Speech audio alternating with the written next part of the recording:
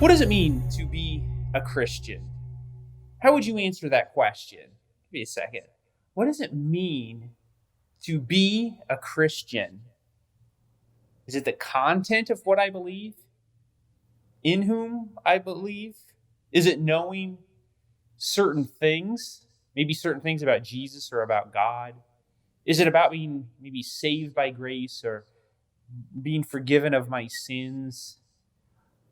Maybe it's public statements about kind of what I've done. Maybe it's baptism or Eucharist or communion. Maybe it's church attendance. Or maybe it's behavior. Maybe it's being good or acting in a certain way. What does it mean to be a Christian? Well, for where we're at right now, what it means to be a Christian is to be a disciple of Jesus Christ. Disciple of Jesus Christ is what it means to be a Christian. Disciple, that word gets thrown around a lot, or discipleship. In its most basic form, a disciple, I'm going to give you a definition here. A disciple is a person who is in the process of becoming more like Jesus, displaying Jesus' character, daily living out his values and his disciplines, and answering Jesus' call to a life of service to others. That definition comes directly from an organization called TNET, an organization that aids and plants churches to make disciples, or churches that make disciples. I'm going to read that one more time. A disciple is a person who is in the process of becoming more like Jesus, displaying his character, daily living out his values and disciplines, and answering his call to a life of service to others. So it certainly is believing certain things. It's about knowing certain things. But it's also about transformation by God's grace and his Spirit. It's a change in life. It's a change in behavior, service to others, and dedicated obedience to Jesus Christ. This is simply what it means to be a person who follows Jesus. In fact, that's Jesus' expectations. If we look at Luke chapter 9, the gospel according to Luke, chapter 9, verse 23, listen to what Jesus says. If anyone would come after me, let him or her deny himself and take up his cross daily and follow me. If anyone would come after me, let him deny himself and take up his cross and follow me. That is what it means to be a Christian, and what it means to be a disciple of Jesus. To be a Christian is to be a disciple of Jesus, to be fully dedicated to him. Notice how much this definition is all about Jesus. The focus is on him. To be a Christian is to be focused on him, on his person, to be a disciple of him.